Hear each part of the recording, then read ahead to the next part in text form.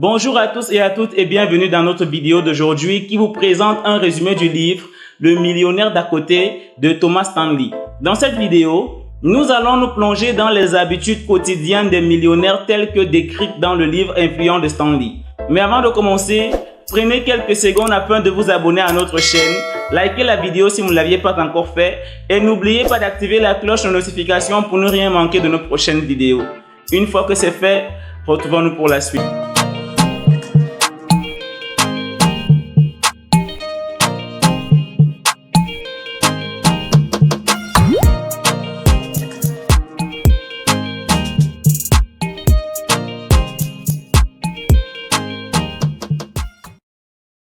Le millionnaire d'à côté met en lumière les habitudes simples de dépenses et d'épargne qui permettent aux individus d'accumuler plus de richesses que ce que la plupart des gens gagnent dans une vie, tout en les aidant à éviter des erreurs critiques sur le chemin de l'indépendance financière. L'auteur recommande de toujours vivre en dessous de ses moyens, peu importe ses revenus. Le livre, publié en 1996, a été un grand succès et a permis à Stanley et à son co-auteur de devenir millionnaires. Stanley était passionné par l'étude des personnes riches, qu'il appelait les aisés, et ce qui les distinguait de la classe moyenne inférieure. Le livre nous apprend que devenir millionnaire n'est pas compliqué, il suffit simplement de bien planifier et de vivre en dessous de ses moyens en évitant quelques erreurs stupides. Suivez donc ces 3 règles pour augmenter vos chances d'atteindre $1 million d'économie. 1. Épargnez de manière responsable dès que vous commencez à gagner plus que ce dont vous avez besoin pour vivre. 2. Utilisez une formule simple pour évaluer si vous atteignez votre potentiel financier. 3. Évitez les aides financières excessives pour atteindre votre objectif. Si vous êtes déterminé à réaliser votre rêve d'indépendance financière, essayez de suivre ces règles. Règle numéro 1. Épargnez de manière responsable dès que vous commencez à gagner plus que ce dont vous avez besoin pour vivre. La plupart des gens pensent que la seule façon de devenir millionnaire est de gagner au moins $1 million par an pendant quelques années. Mais même si vous faites partie des personnes ayant le plus gros revenu du monde, les impôts vont vous prendre environ 50% de votre revenu annuel. Après avoir déduit les dépenses de vie, peut-être un prêt hypothécaire et quelques vacances, vous pourriez vous retrouver avec seulement 5 millions de francs CFA sur un an si vous avez de la chance.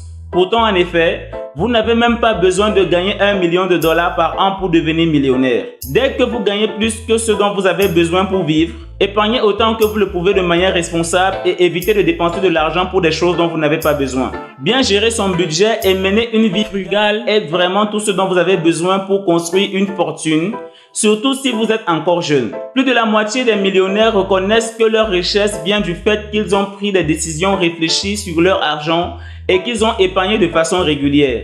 Pour les jeunes, si vous n'avez pas encore terminé vos études universitaires, retenez ceci à tout prix pour pouvoir commencer à économiser la moitié, voire plus de votre revenu dès que vous commencez votre premier emploi. Règle numéro 2.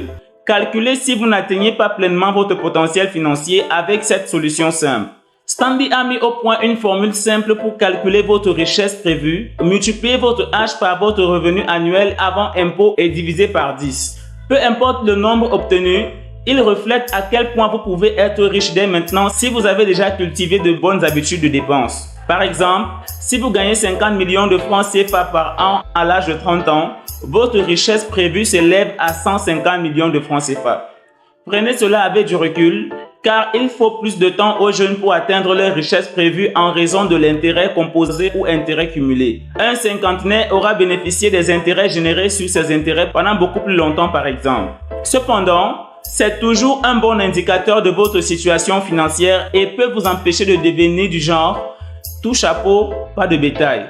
C'est en fait quelqu'un qui semble riche comme un fermier avec un grand chapeau, mais qui en réalité dépense tout son argent pour entretenir cette illusion et n'a donc pas de bétail réel. Essayez de vous rapprocher de plus en plus de votre richesse prévue au fil du temps, non pas en économisant de manière excessive, mais en évitant de dépenser trop. Règle numéro 3, ne tombez pas dans le piège de l'aide économique permanente qui pourrait faire passer votre compte en banque en 7 chiffres. Tu sais comment les enfants de parents riches ont souvent du mal à gérer leur argent et ne s'inquiètent jamais de leurs dépenses. C'est ce qu'on appelle l'aide économique permanente AEP. La plupart des parents aisés veulent bien faire en soutenant leurs enfants avec l'argent durement gagné, mais en réalité, cela nuit à leur capacité de gérer de l'argent. Presque la moitié de tous les Américains fortunés soutiennent leurs enfants financièrement avec plus de 15 000 $ par an, ce qui les amène à adopter des modes de vie correspondants même s'ils ne peuvent techniquement pas se le permettre. Le problème avec l'aide économique régulière, c'est qu'elle finit par se fondre dans votre revenu annuel, vous faisant croire que vous gagnez plus que ce que vous le faites réellement. Quelle est donc la leçon? Si vous avez des parents riches, ne gaspillez pas leur argent et investissez-le au moins de façon avisée. Si vous êtes un parent riche, ne gâtez pas vos enfants, vous ne leur rendrez pas service. Merci d'avoir regardé cette vidéo jusqu'à la fin. Et c'est tout pour le moment. Si vous l'avez trouvée intéressante et utile, alors likez, abonnez-vous et surtout en attendant nos prochaines vidéos, gardez le sourire.